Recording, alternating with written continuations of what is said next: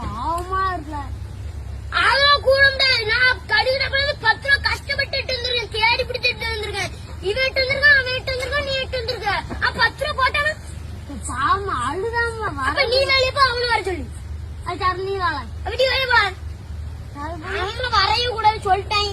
அது நீ வாழ பாத்து அடிச்சு போடாம இன்னும் வெளியே போ, அவனுக்கு தான் அவன் வரட்டா போகும். அது நீ வெளியே போ, நீ வாழ நாளைக்கு போகணும்.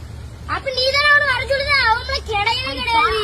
அழுதாமல என்ன பண்ணிட்டு போட்டு அப்ப அவனை போய் தப்பாளி என்ன பண்ணுவா மதிக்க முடிக்க